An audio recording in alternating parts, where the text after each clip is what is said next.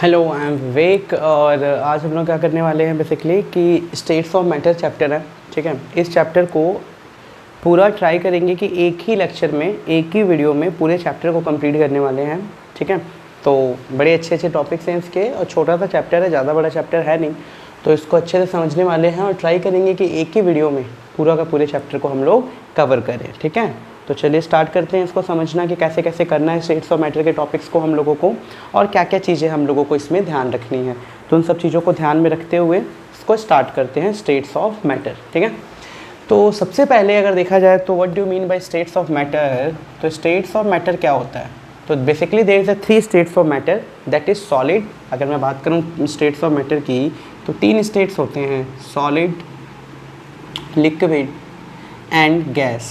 Okay, in this chapter we are going to study only gas, okay, and liquid may or may not be, थोड़ा सा portion है liquid का, तो उसको भी देखेंगे कि उसको हमें करना है कि नहीं करना है। बेसिकली जो मेजॉरिटी पोर्शन है वो हम लोगों को गैस का करना है और सॉलिड इसमें करना नहीं है। सॉलिड को करने के लिए हमें 12th क्लास में जाना है और वहाँ पे करेंगे सॉलिड स्टेट। ओके, तो जो सॉलिड जो है स्टेट्स ऑफ मैटर उसको हम लोग करेंगे 12th क्लास में। लास्ट टाइम ये 11th में भी आ गया था, लेकिन अब इसको किस में करना है? 12th क्लास के अंदर करना है हम लोगों को सॉलिड स्टेट को। तो चलिए समझते हैं कि इसमें क्या क्या चीज़ों को हम लोगों को कवर करना है और क्या क्या चीज़ें हम लोगों को यहाँ पे पढ़नी है। ठीक है, तो हम सबसे पहले स्टार्ट करते हैं अपना पढ़ना गैस से।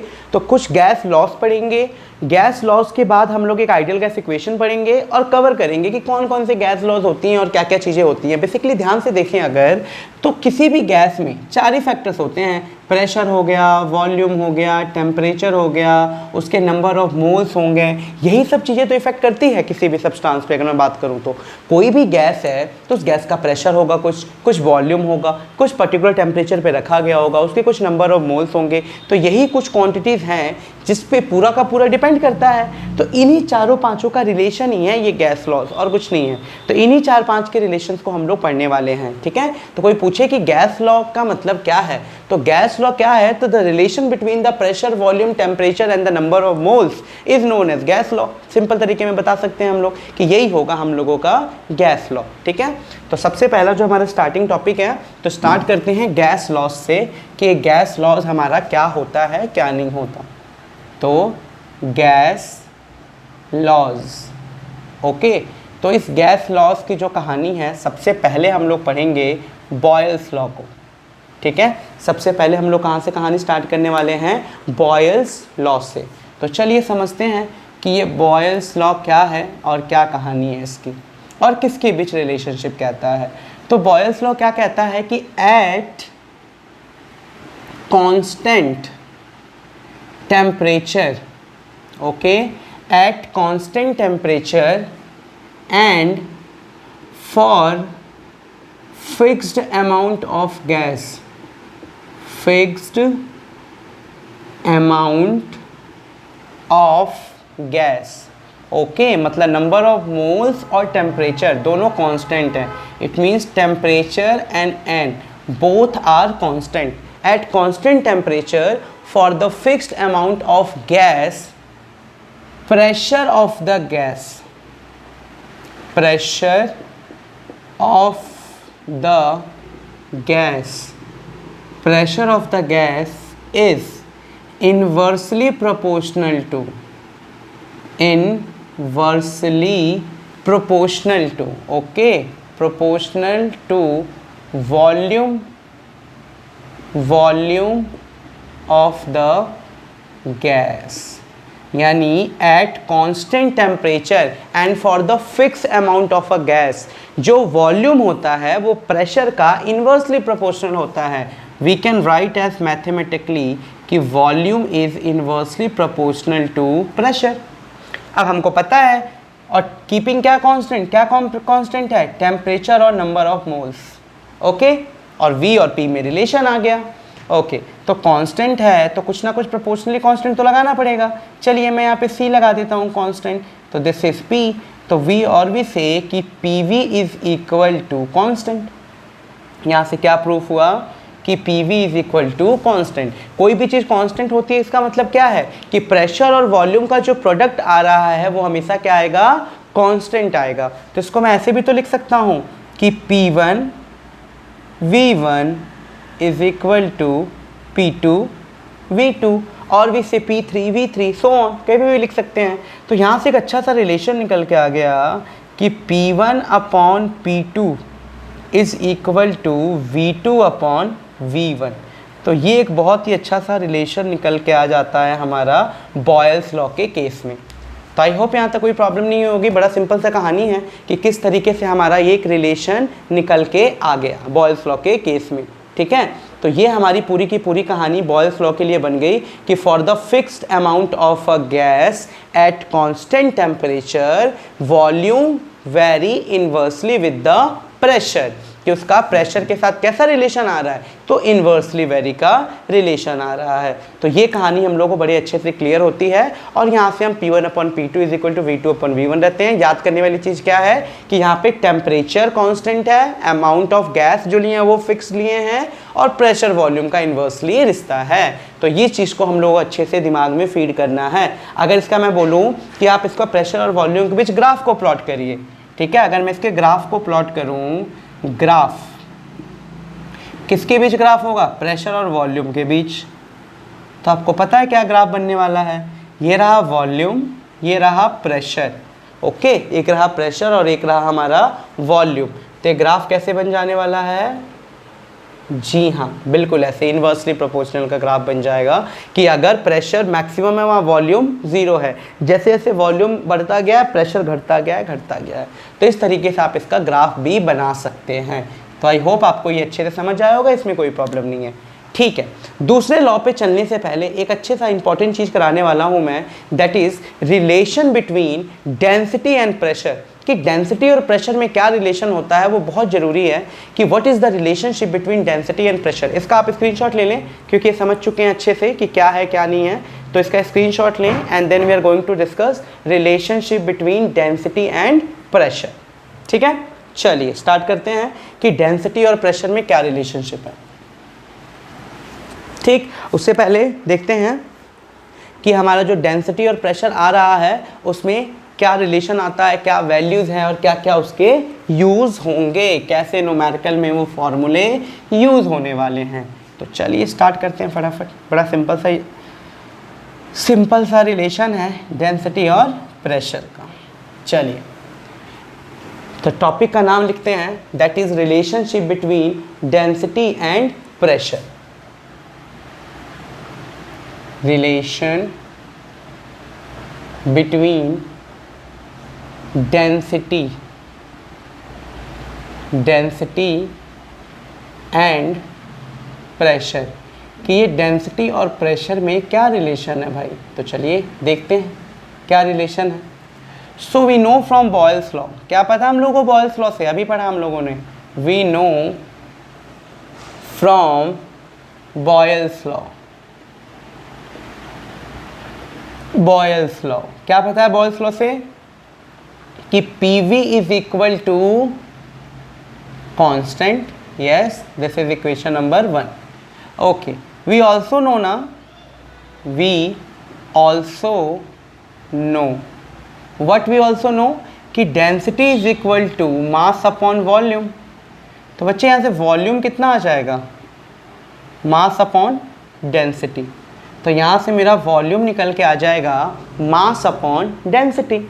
अब आप क्या करो, इस वॉल्यूम की वैल्यू को इक्वेशन 1 में पुट कर दो, यानी पुट इन इक्वेशन 1। तो what you get, P V की जगह आपने पुट कर दिया m अपॉन डी, ओके। पी की जगह आपने क्या पुट कर दिया, m upon D is equal to constant c। अब डेंसिटी देखिए निकालिए आप। तो अगर मैं डेंसिटी को निकालूँ यहाँ से, बड़े ध्यान से देखना, तो डेंसिटी इज इक्वल टू क्या आ जाएगा, डेंसिटी को मैं उधर ले जाता हूँ, दिस इज़ P और ये m का m अपॉन में क्या आ गया C, ओके। तो अब ध्यान से देखो इस रिलेशन को, C तो पहले से कांस्टेंट था, m भी कांस्टेंट है। क्यों कांस्टेंट है कि फॉर द फिक्स्ड अमाउंट, हम मान के चल रहे हैं कि जो नंबर ऑफ मोल्स है, जो मास है वो फिक्स्ड है for the fixed amount of gas, amount of gas. जो गैस हमने लिया है ना उसका अमाउंट फिक्स है, हमें पता है कि मैं 1 किलो ले रहा हूँ, 2 किलो ले रहा हूँ, 3 किलो ले रहा हूँ। तो for the fixed amount of gas m is also constant, तो this whole quantity will constant, है ना। m अपॉन c पूरा का पूरा बच्चे क्या हो जाएगा, ये कांस्टेंट हो जाएगा क्योंकि c पहले से ही कांस्टेंट था। तो d is equal to p into constant, और भी से बच्चे कि d upon p is equal to constant. और यहाँ से बच्चे क्या लिख सकता हूँ, फिर मैं वही प्रॉपर्टी जो अभी लिखी थी कि d1 upon p1 is equal to d2 upon p2, और भी से d2 upon d1 is equal to p2 upon p1। तो ये रिलेशन आ गया मेरा डेंसिटी और प्रेशर का, यानी the density of a gas is directly proportional to the pressure of the gas. तो कोई पूछे डेंसिटी और प्रेशर में क्या रिलेशन आता है, तो आप क्या बोलने वाले हैं, डेंसिटी प्रेशर के डायरेक्टली प्रोपोर्शनल होती है। तो ये एक छोटा सा रिलेशन आ गया, relation between density and pressure. चलिए आगे चलते हैं अब हम लोग इसको आगे बढ़ाते हुए कि अगला टॉपिक हमारा क्या है। तो ये तो हमारा पूरा खत्म, इस पे न्यूमेरिकल्स भी प्रैक्टिस करेंगे बाद में। अभी हम चलते हैं अपने अगले लॉ की तरफ। तो अगला लॉ हमारा जो है वो है चार्ल्स लॉ, ठीक है, क्योंकि हम लोगों ने बॉयल्स लॉ पढ़ लिया। जल्दी से स्क्रीनशॉट लो इसका, then we are going to start Charles law कि चार्ल्स लॉ क्या होता है। चलिए देखते हैं सेकेंड लॉ को अपने। तो अभी हम गैस लॉ पढ़ रहे हैं, जैसा कि स्टेट फॉर मैटर में हम लोगों ने स्टार्ट किया था गैस लॉ। तो हम लोगों ने बॉयल्स लॉ पढ़ लिया, रिलेशन पढ़ लिया डेंसिटी का प्रेशर के साथ क्या है, और अब हम लोग पढ़ने वाले हैं क्या कि व्हाट इज चार्ल्स लॉ, जो सेकंड गैस लॉ है उसको पढ़ने वाले हैं, दैट इज बी। तो इसका नाम है चार्ल्स लॉ। ओके, तो अब हम लोग चार्ल्स लॉ को पढ़ने वाले हैं कि चार्ल्स लॉ से आप क्या समझते हैं। चलिए देखते हैं। उस पहले में क्या था, eight constant temperature and the fix amount of gas, ये था कहानी। और इसमें हम लोग क्या पढ़ने वाले हैं चार्ल्स लॉ के अंदर, ध्यान से समझना। चार्ल्स लॉ के अंदर हम पढ़ लेंगे at constant pressure, at constant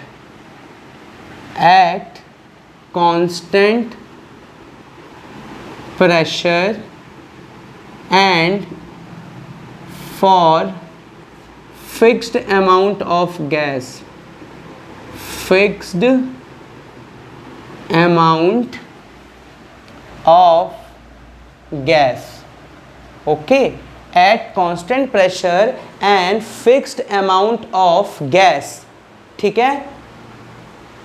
volume of the gas vary directly with the temperature, okay, यानी at constant pressure for the fixed volume of a fixed amount of gas, कुछ भी बोल सकते हो आप लोग।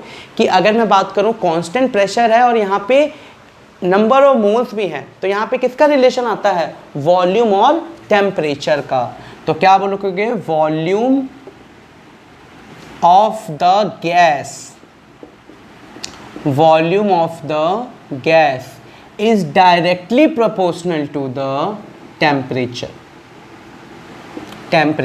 तो मैथमेटिकली मैं इसको कैसे लिख सकता हूँ, volume is directly proportional to temperature, keeping क्या कांस्टेंट है, प्रेशर और नंबर ऑफ मोल्स। तो यहाँ से फिर वही पुराना तरीका कि V is equal to C T, C is a constant, और भी से V upon T is equal to constant. फिर वही फॉर्मूला बना लो आप कि V1 upon T1 is equal to V2 upon T2, और भी से V2 upon V1 is equal to T2 upon T1। तो ये पूरा का पूरा हमारा एक छोटा सा मैथमेटिकल डेरिवेशन आ जाएगा in the form of Charles law, ठीक है। तो देखो एक लॉ समझना था बॉयल्स लॉ, उसी के तरीके से सभी लॉज को हम लोग डिफाइन करते जा रहे हैं। तो कोई भी फ़र्क नहीं आ रही है वैल्यू में, ठीक है, सारी वैल्यू जो है हमारी सेम टू सेम आ रही है। अगर इसका कोई पूछ दे ग्राफ बनाइए, इसका ग्राफ बना के दिखाइए, किसके बीच, वॉल्यूम और टेम्परेचर के बीच, वॉल्यूम और टेम्परेचर के बीच। ये रहा वॉल्यूम, ये रहा टेम्परेचर, क्या है, डायरेक्टली प्रोपोर्शनल। तो बना दो, we all know directly proportional का ग्राफ कैसे बनता है। तो इस तरीके से हम इसका ग्राफ भी प्लॉट कर सकते हैं बिना किसी प्रॉब्लम के, क्लियर है? तो ये हो गया मेरा पूरा का पूरा चार्ल्स लॉ। क्लियर? अब चलते हैं अपने नेक्स्ट लॉ पे। तो आप इसका क्या करो, एक बार जल्दी से आप इसको ले लो स्क्रीनशॉट, उसके बाद अगला स्टार्ट करते हैं हम लोग चार्ल्स लॉ। ठीक है, कि चार्ल्स लॉ की हमारे चार्ल्स लॉ तो हो गया, गे-लुसैक लॉ। ठीक है, कि उसकी क्या खासियत है। ओके, तो चलिए देखते हैं गे-लुसैक लॉ क्या कहता है। तो बड़ी सिंपल सी कहानी है। अभी तक हम लोगों ने एक पढ़ा है जिसमें टेम्परेचर कांस्टेंट था, उसको बॉयल्स लॉ बोला। इस वाले में क्या कांस्टेंट था भाई? इस वाले में हमारा क्या कांस्टेंट था?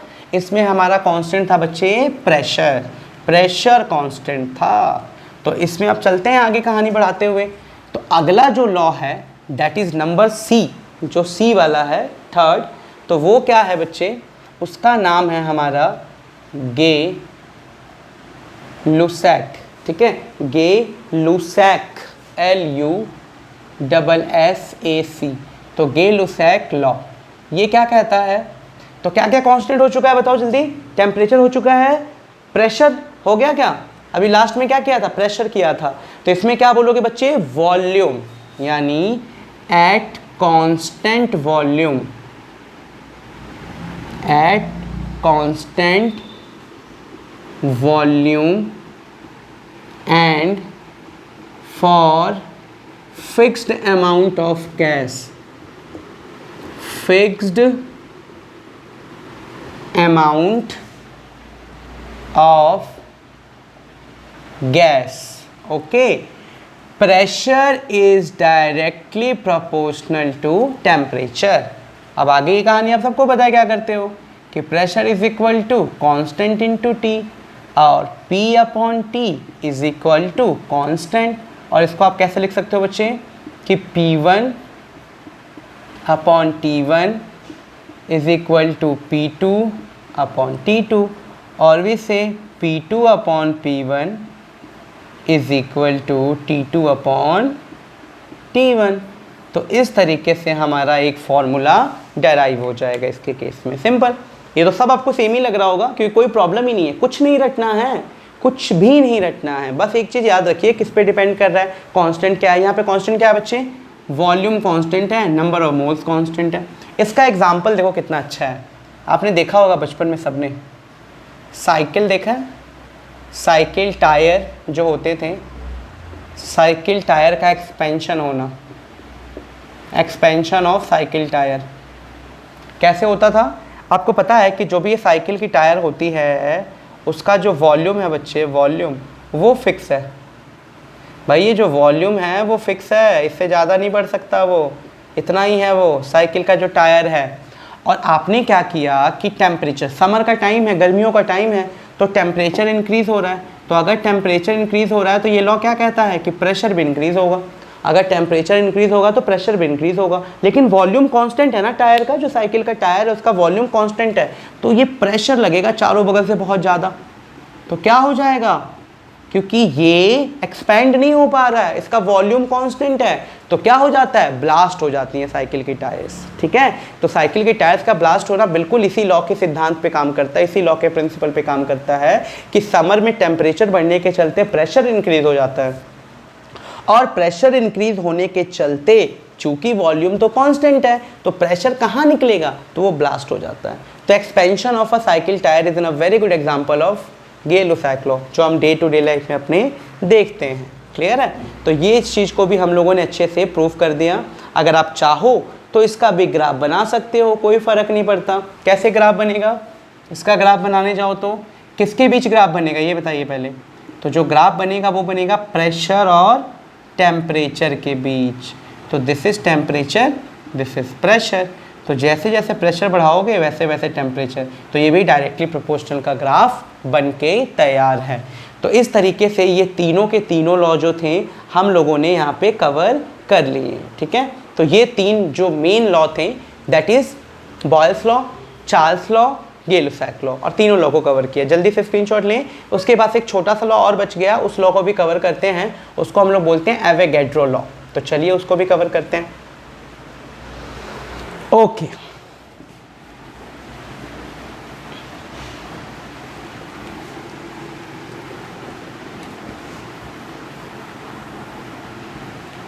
तो जो नेक्स्ट लॉ है हमारा उसको हम लोग क्या कहते हैं, एवोगैड्रो लॉ। ठीक है, तो चलिए समझते हैं कि ये एवोगैड्रो लॉ क्या कह रहा है हम लोगों से, कि दिस इज फोर्थ यानी ABCD। तो ये लास्ट लॉ है जिसको बोलते हैं एवोगैड्रो लॉ। ओके, एवोगैड्रो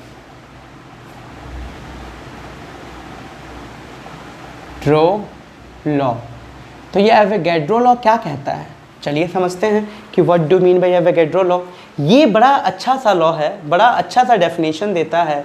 ये कहता है कि equal volume of all gases, equal volume of all gases at same temperature and pressure contain equal number of molecule. क्या कह रहा है, बहुत ही अच्छा डेफिनेशन दे रहा है। ये कह रहा है equal volume of, equal volume of all gases at constant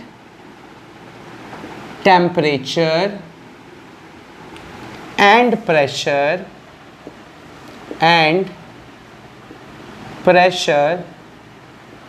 contain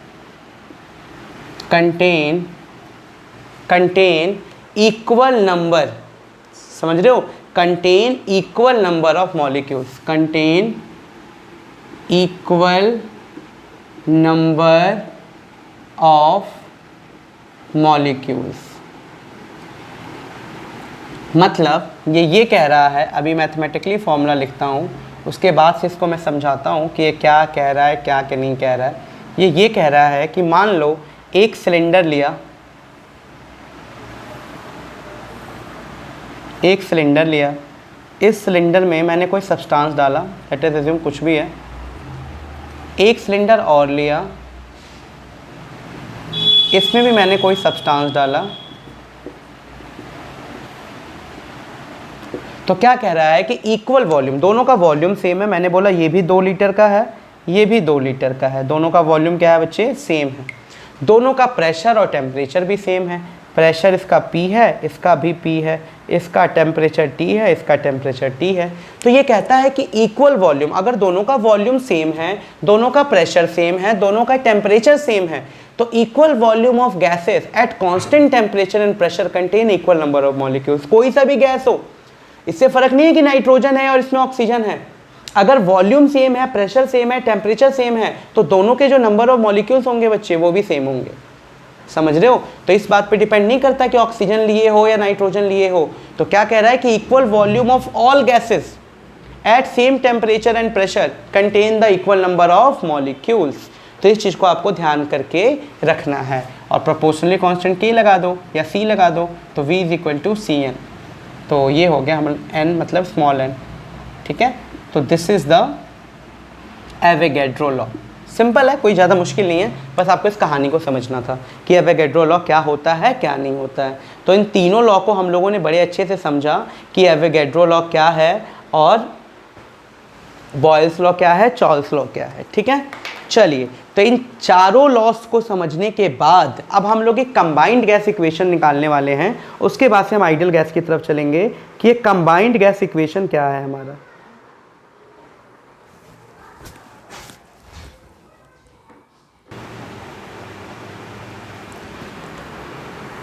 ठीक है, तो चलिए अब चलते हैं अपने कंबाइंड गैस इक्वेशन की तरफ कि एक कंबाइंड गैस इक्वेशन क्या है और उससे क्या हमें सीखने को मिलता है। तो चारों लॉज हम लोगों के क्लियर हो चुके हैं।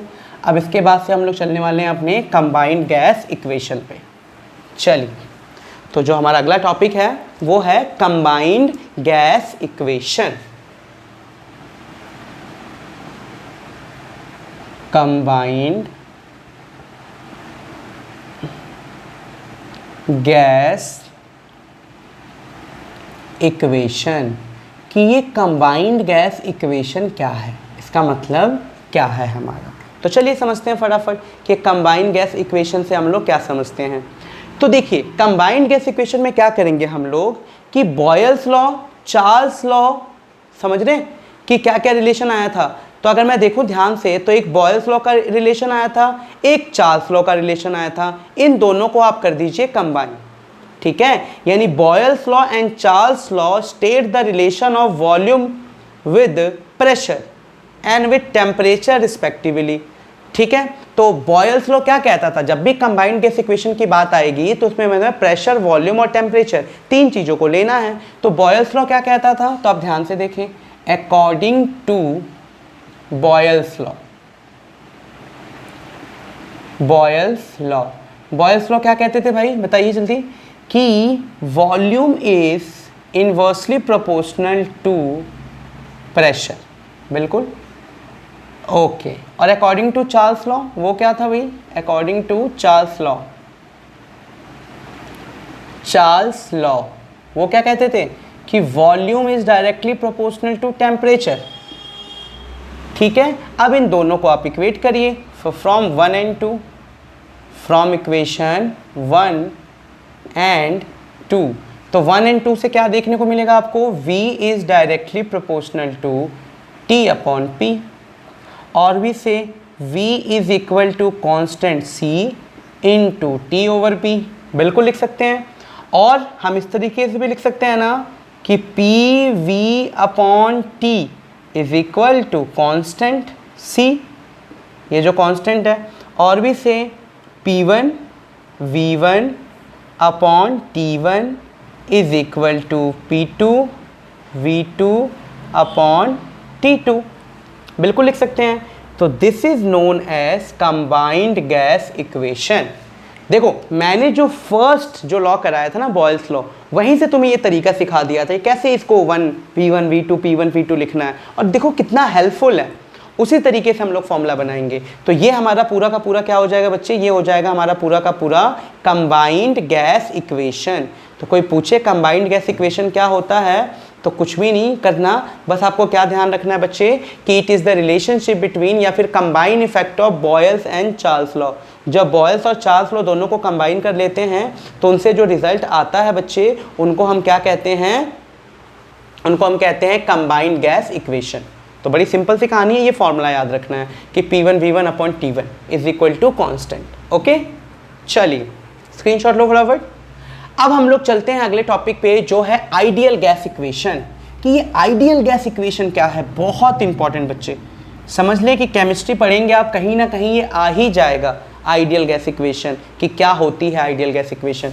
तो आज हम उसको डेराइव करने वाले हैं कि ये आइडियल गैस इक्वेशन होती क्या है और उसका फॉर्मूला कैसे डेराइव होगा। तो that is ideal gas equation.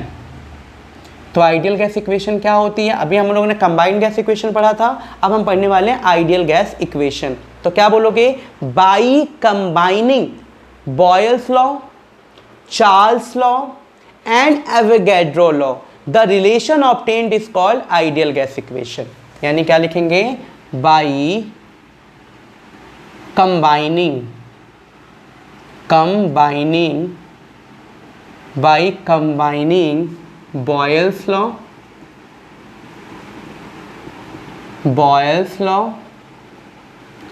Charles law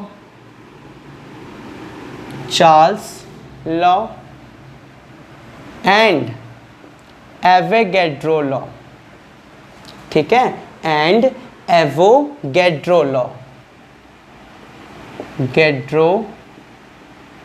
law, by combining Boyle's law, Charles law, Avogadro law, the relation we obtained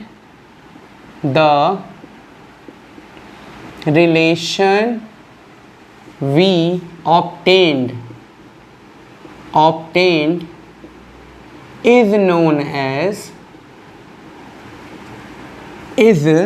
known as ideal gas equation, ideal gas equation.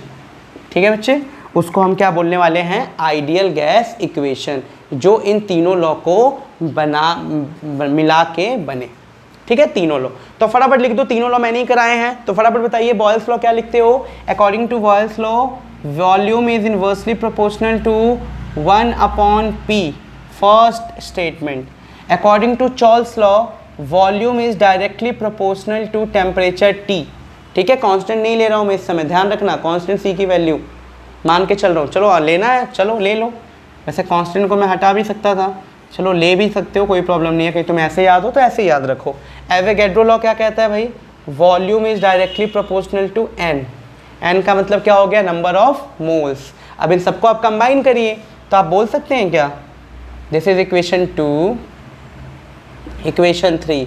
तो from equation 1, 2 and 3 what you can say, this is equal to T N upon P, और भी से P V is directly proportional to n t। Proportionally constant हटेगा तो लगेगा, बिल्कुल लगेगा n, और वो प्रोपोर्शनली कांस्टेंट होता है बच्चे t। and this is called ideal gas equation where p is the pressure, v is the volume, n is the number of moles, and this r is what, universal gas constant, universal gas constant. तो इस तरीके से हम लोग ideal gas equation को derive कर सकते हैं कि what is ideal gas equation, that is P V is equal to n R T. तो this is the ideal gas equation. Okay, अब यहाँ पे थोड़ी सी हम बात करने वाले हैं यूनिट्स ऑफ आर। ये आर की यूनिट्स कैसे निकालें, तो चलिए आर निकालते हैं। पहले आर क्या है, तो आर कैसे निकलेगा भाई, R is equal to P V upon N T, P V upon N T. तो बिल्कुल सही है, अगर प्रेशर दे रखा है एटमॉस्फेयर, होता है यूनिट, बिल्कुल होता है। वॉल्यूम का ले लेते हैं लीटर, मोल तो हमेशा मोल में ही रहता है, और टेम्परेचर है केल्विन। तो अगर ये वैल्यू पुट कर दें कि 1 एटमॉस्फेरिक प्रेशर, वॉल्यूम लीटर, और नंबर ऑफ मोल्स को किस में दे रखा है बच्चे, मोल में, और क्या दे रखा है हम लोगों को, के। तो अगर मैं ये वैल्यू पुट करूँ और यहाँ से अगर मैं वैल्यू निकालता हूँ किसकी, आर की, तो आर की जो यूनिट निकल के आती है बच्चे इस केस में एटमॉस्फेरिक और लीटर के केस में, तो वो वैल्यू हमारी कितनी आती है, 0.0821। याद रखना है इस चीज़ को, ये वैल्यू कितनी आ जाएगी, 0.0821। तो ये याद रखना है कि जब भी क्वेश्चन आया, अगर प्रेशर एटमॉस्फेयर में दे रखा है, वॉल्यूम तुम्हें लीटर में दे रखा है, मोल में दे रखा है, टेम्परेचर केल्विन में दे रखा है, तो ये यूनिट आपकी आने वाली है। इस यूनिट को आप क्या बोलेंगे, एटीएम। यूनिट क्या हो गई, एटीएम, लीटर अपॉन मोल पर केल्विन। ओके, तो एक तो ये यूनिट आ जाएगी। एक और यूनिट है ना तरीका निकालने का, आर इज इक्वल टू क्या बच्चे, P V upon N T. P V क्या होता है आप सबको पता है, pressure into volume is known as work done. In case of thermodynamics अभी पढ़ेंगे भी हम लोग। वैसे पी वी क्या होता है बच्चे, वर्क डन। तो ये जूल, तो पी वी को मैं लिख सकता हूँ जूल, और मोल इनवर्स ऊपर गया तो मोल इनवर्स हो गया, और क्या हो गया, केल्विन इनवर्स, टेम्परेचर। तो एक और यूनिट आ सकती है joule, mole inverse, kelvin inverse. तो जब भी जूल में निकालना होता है तो आर की वैल्यू बच्चे होती है 8.314 जूल पर मोल इनवर्स केल्विन इनवर्स। तो एक यूनिट ये भी होती है आर की। तो आर की इस तरीके से आप अलग अलग वैल्यूज़ को यूज़ कर सकते हैं। एक जगह आर की वैल्यू मैंने बताई है 0.0821 यूज़ करेंगे न्यूमेरिकल में, एक बार आर की वैल्यू आप 8.314 भी कर सकते हैं, ठीक। और यार को बोलते क्या है बच्चे, यूनिवर्सल गैस कांस्टेंट। तो ये पूरी की पूरी कहानी जो थी हमारी वो किसके बारे में हो गई, यहाँ पे आइडियल गैस इक्वेशन के बारे में, ठीक है। तो आई होप यहाँ तक अच्छे से समझ आया होगा कि आइडियल गैस इक्वेशन क्या था, और इस चैप्टर का जो भी इंपॉर्टेंट पोर्शन था that is gas law and ideal equation, उसको हमने पूरे अच्छे से समझ लिया और अच्छे से उन सबको क्या कर दिया है बच्चे, डेराइव भी कर दिया है। तो यही था पूरा का पूरा स्टेट्स ऑफ मैटर के अंदर इंपॉर्टेंट टॉपिक्स। इसके अलावा हम लोग अब करेंगे पार्शियल प्रेशर, डाल्टन लॉ, और partial pressure of the gas, कि पार्शियल प्रेशर निकालते कैसे हैं। अगर मोर देन 2 गैसेस को एक साथ मिला के मिक्सचर बना लिया गया और मुझे पता करना है कि यहाँ पे नाइट्रोजन का प्रेशर कितना है, ऑक्सीजन के गैस का प्रेशर कितना है, तो वहाँ पे मेरे को पार्शियल प्रेशर निकालने की रिक्वायरमेंट पड़ेगी। तो वो पार्शियल प्रेशर कैसे फाइंड आउट करेंगे उसको पढ़ेंगे। तो इस चैप्टर को, इसको ये वीडियो थोड़ा सा लंबा हो रहा है तो इसको मैं 2 पार्ट में कैटेगराइज कर लेता हूँ। पहले मैंने कहा था 1 पार्ट में ट्राई करेंगे, बट 1 पार्ट में हमने ये किया। अगले पार्ट में हम लोग क्या कर लेंगे बच्चे, अगले पार्ट में हम लोग करने वाले हैं कि पार्शियल प्रेशर कैसे निकालते हैं, डाल्टन लॉ क्या है, टोटल प्रेशर क्या है। तो इस टॉपिक को अगले पार्ट में करते हैं और इससे आप पूरे गैस लॉज और आइडियल गैस इक्वेशन और कंबाइंड इक्वेशन को समझिए। जो फॉर्मूले कराए हैं इस पे बिल्कुल स्ट्रेट फॉरवर्ड न्यूमेरिकल्स आते हैं, बस वैल्यू पुट करनी है। ओके, फिर भी कोई डाउट, कोई भी सजेशन हो तो you are free to ask, कुछ भी पूछ सकते हो आप इससे रिलेटेड कि मुझे ये समझ आया कि नहीं आया या क्या प्रॉब्लम है, कुछ नहीं प्रॉब्लम है, जैसे पूछोगे उस सबका सॉल्यूशन मिलेगा तुम्हें। ठीक है, तो चलिए मिलते हैं इसके साथ नेक्स्ट पार्ट में, जहां पे मैं डाल्टन लॉ को कराने वाला हूं और पार्शियल प्रेशर निकालना सीखेंगे। टिल आप इसको पढ़ते रहें और अपना ध्यान रखें।